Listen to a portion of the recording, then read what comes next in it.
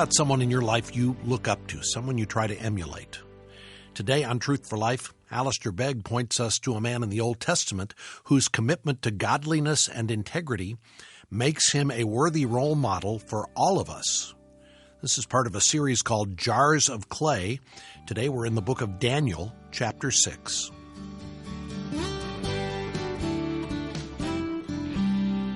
Most of us know the story of Daniel, I assume. We certainly know the early days of how he was gathered up and taken away into captivity, how he was part of a select group of outstanding young men, how he purposed in his heart that he would not engage in defilement, how his name was changed, his education was changed, and so many things were changed in his life.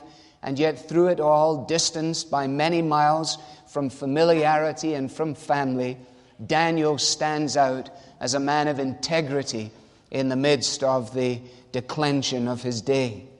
By the time we arrive at the 6th chapter of Daniel, many years have passed. Daniel's accent would no longer be distinguishable, probably, from the people around him. He would have watched his family all grow up and mature in what was an alien context. His loyalty within the framework and structure of this environment had been unquestionable over many years now, and he was a man of consistency, a consistency which he had displayed through a succession of kingdoms coming and going. He had served under Nebuchadnezzar and Belshazzar, and now he was serving under the rule of Darius. We can probably safely estimate that by this time Daniel was 70 or 80 years old. Seems so far away, does it not? I'll quote Paul Simon just one more time for you. Old friends, sit on their park bench like bookends. Newspaper blown through the grass falls on the round toes of the high shoes of the old friends.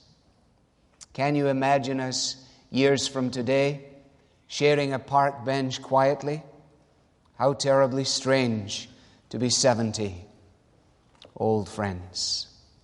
You'll say, yes, he is losing it a little bit. He's obviously moving in that direction himself.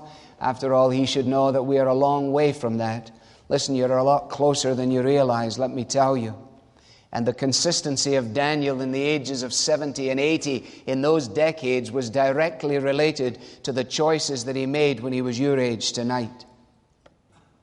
We might have expected that Daniel by this stage was living somewhere in a gatehouse of the royal palace. When people came on tours, you know, the sort of 6th century BC coach party trips, they would come down the road and expect to see Daniel pottering around in the garden somewhere. And they would crane their necks out of the charioteer's coach, and they would look and try and see him. No such picture is accurate.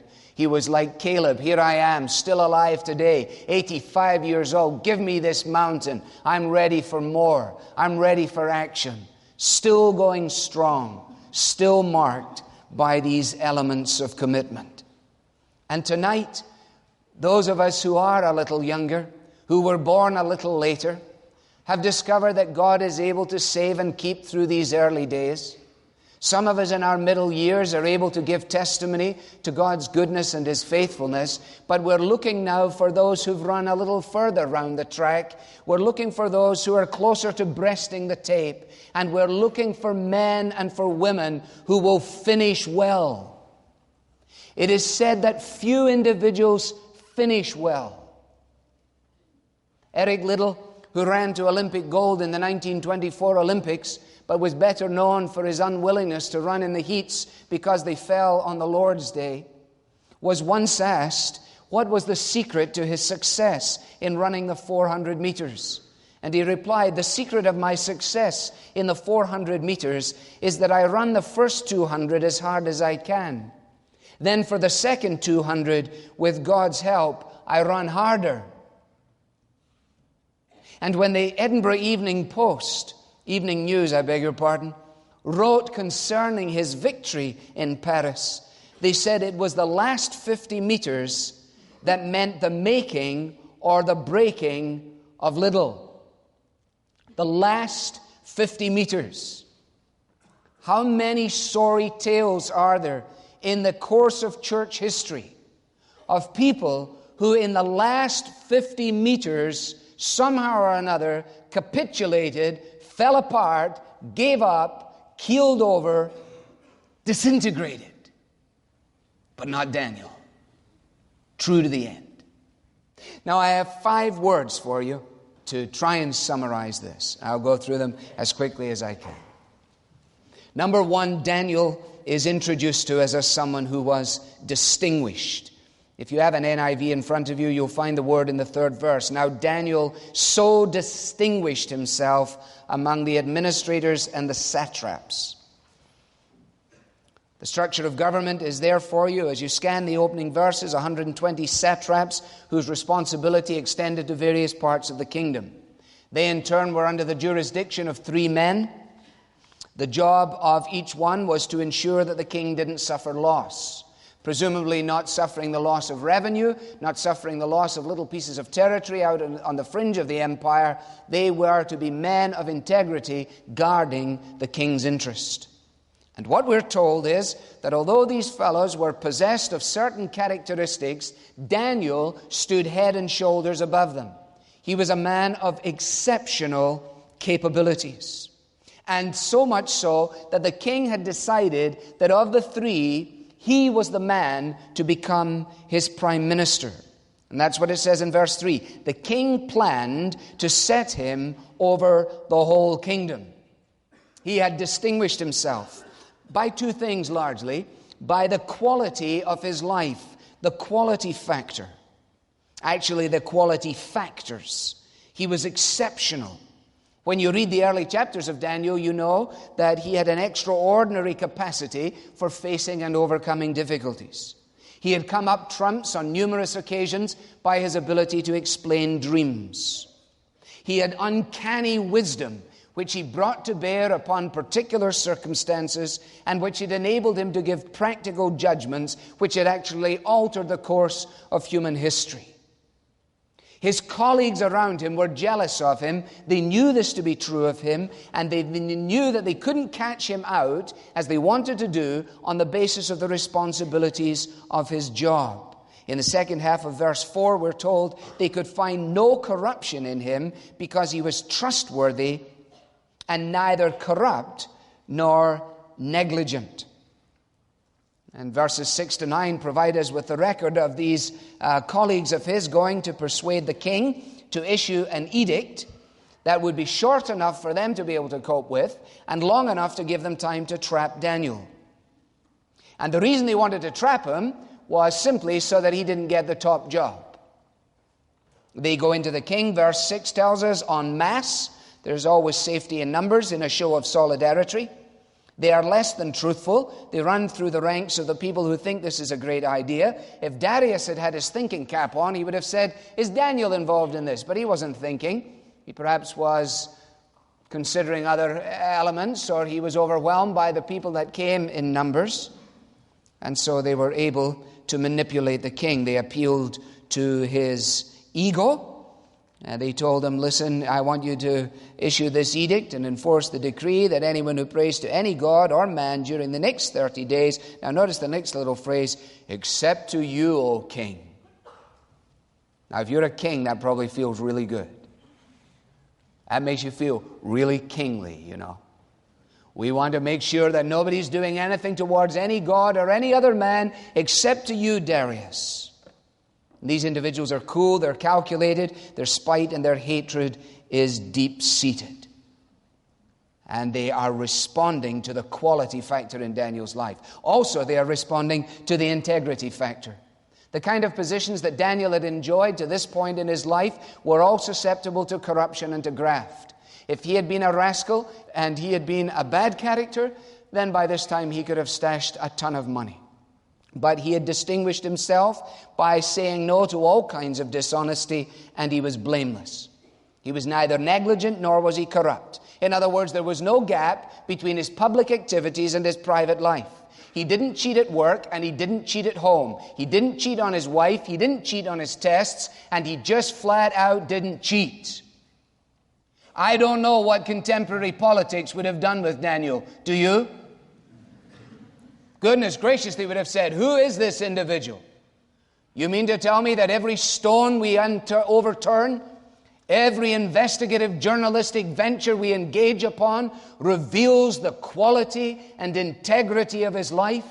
That this man somehow or another has a crystal clear approach to living, that he is a man consumed with a passion for purity in terms of his morality and in terms of his integrity and in terms of the quality of his existence. Yes, Daniel realized that God was interested and is interested, first of all with the worker and then with the work he is doing. Daniel is the embodiment of Micah 6:8. He has showed you, O man, what is good. And what does the Lord require of you? But to do justly, to love mercy, and to walk humbly with your God. And people would have said, I wonder who's doing that. And the answer would have been, there is one fellow, and his name is Daniel. He was a man of stability in a shaky world, a man of purity in a dirty world, a man of integrity in a shady world. Therefore, it is no surprise to see why such a man would be the king's choice for such a key position. And we might assume that Daniel would be loved and admired by all, but not so, hence the plot. Second word is despised. He was not simply distinguished, but he was despised. The quality of Daniel's life was more than matched by the jealousy of his colleagues. Because he was in line for the top job, they tried to discredit him in the conduct of government affairs. But as you will see in verse 5, they drew a blank. Why? Because in his day-to-day affairs, Daniel was displaying the characteristics of godliness. Like what? Like punctuality, respect, attention to detail, kindliness, honesty. Do you and I show such attention to detail in our everyday activities? And when they overturned the details of Daniel's everyday activity, they found that it went right to the heart of the man, and consequently, they despised him. What was the basis for their spite and for their hatred? Daniel hadn't done anything to them. Daniel hadn't trampled on them on his way to the top. Daniel was just doing a good job. Indeed, if he had trampled on them on the way to the top, there would have been no reason for most of them to be concerned, because that was the modus operandi of so many of them at that time. And it remains so in public and political life. So why did they despise him? Why didn't they like Daniel? Why couldn't they say, Daniel, you're a good guy for this? Let me tell you why. What they couldn't handle in Daniel was his unswerving commitment to this God of his. They couldn't handle the fact that he lived in such a way as to display an unshakable conviction as to the power and the might and the purity of his God. It was not that these friends and colleagues were irreligious. It was not that they had no interest in God. Indeed, they had a lot of interest in gods. But they didn't like this fanaticism on Daniel's part. They would have been very happy if Daniel was prepared to succumb to the notion that what he was worshiping was simply one among many, but he wouldn't. And as we'll see in just a moment, when he got down with his knees on the ground and his face towards Jerusalem, he wasn't simply going through a program of religious exercises. He was declaring his conviction that the God of Abraham and Isaac and Jacob was the final and ultimate truth, and therefore left no room for the other religions of the world. Did you catch that? And all these generations later, to maintain such a posture remains equally and totally unacceptable. That in a culture that has embraced pluralism, relativism, and syncretism, where tolerance has been exalted above truth, to put truth on the agenda at the expense of apparent tolerance is to create the only crime that is now punishable. Let me say to you, young people, if you're prepared to walk out from the walls of this institution and proclaim that Jesus is the Good Shepherd and all who ever came before him are thieves and robbers, if you are prepared to declare that Jesus Christ is alone the way, the truth, and the life, if you are prepared to affirm, in short, with the apostles in Acts 4, that there is salvation in no one else, for there is no other name given under heaven among men whereby we must be saved, if you are prepared to give your life unstintingly with a passion for the purity of the gospel, then keep your armor on and be prepared. For to live with that kind of distinction will be to bring that kind of despite. Surely Jesus meant something when he said, "Blessed are you when men will persecute you and hate you and say all manner of evil against you falsely for my sake." That's not in the Bible for us to imagine. That's in the Bible for us to experience. Not to go out with a persecution complex and seek to have people not like us, but to be prepared to be unequivocal in our commitment to the issues of the gospel. Daniel, you see, was framed. They hated him. They plotted against him, not because he was a bad fellow, but because he stood for truth. He loved what God loved and he lived it out. The hatred that is revealed against him is surely what Paul refers to in 2 Thessalonians when he talks about the mystery of lawlessness. Third word, disciplined. He was distinguished. He was despised. He was disciplined. Actually, this characteristic of Daniel's life was the foundation of their plot. They knew that they could count on one thing in Daniel, and that is that he would be absolutely consistent.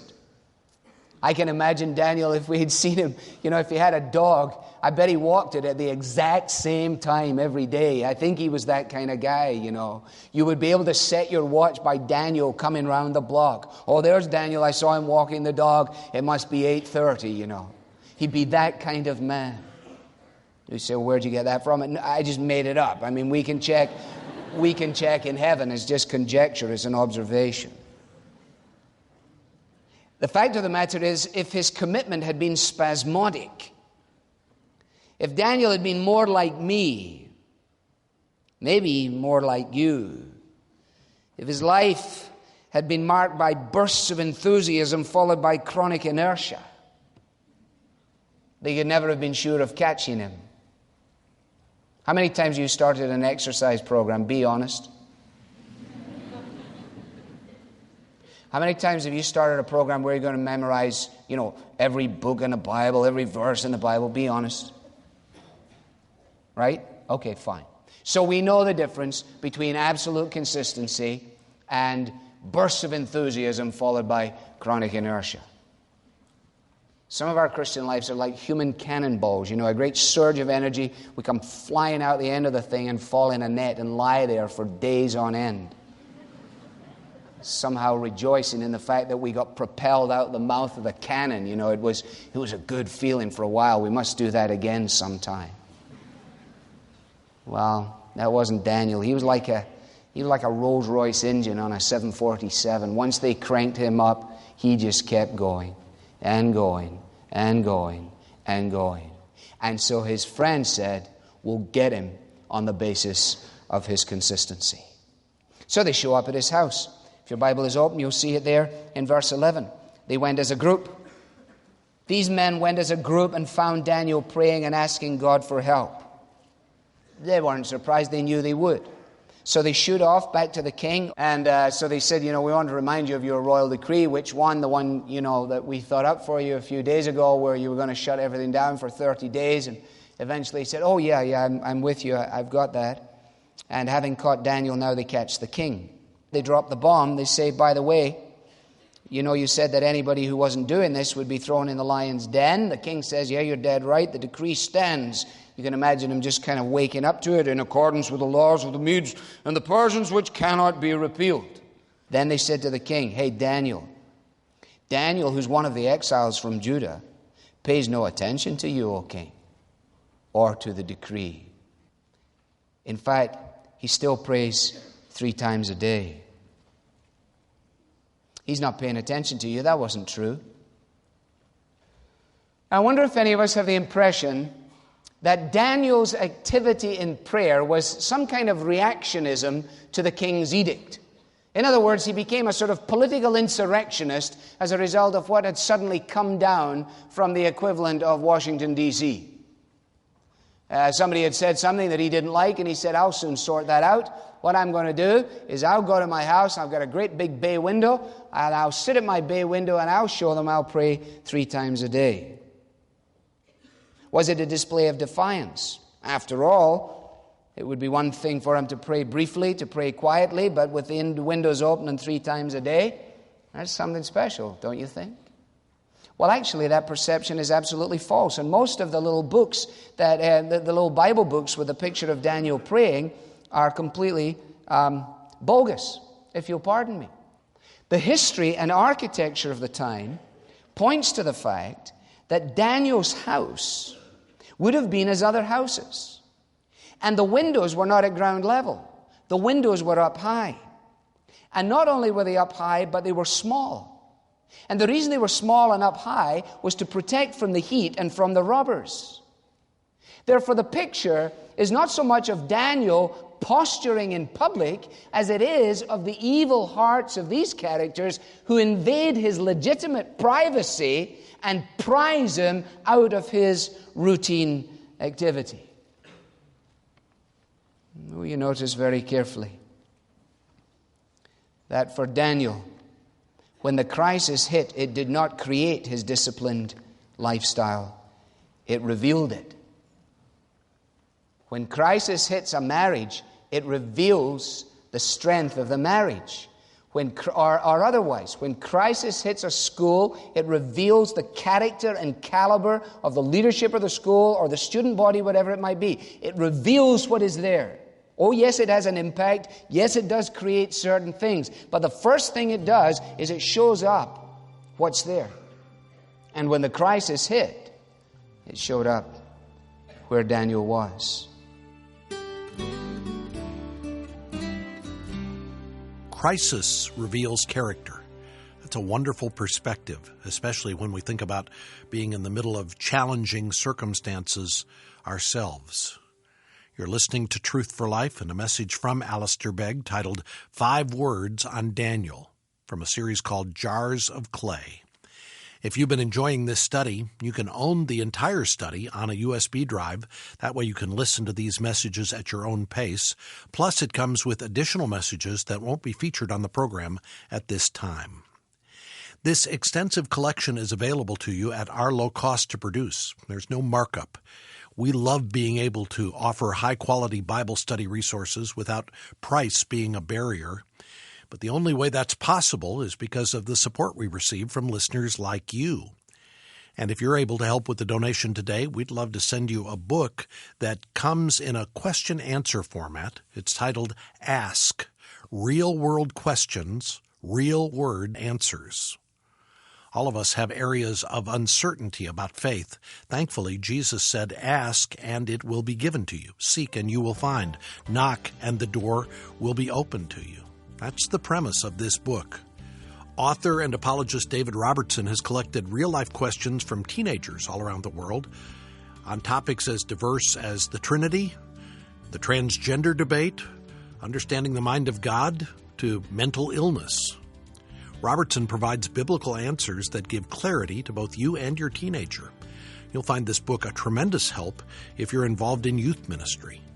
Request your copy of the book online at truthforlife.org/donate or call 888-588-7884. In case you missed the number, here it is again, 888-588-7884.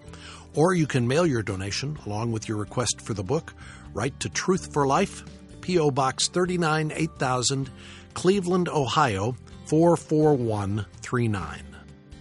I'm Bob Lepine. Hope you can join us Thursday as we continue our study of Daniel from a series called Jars of Clay.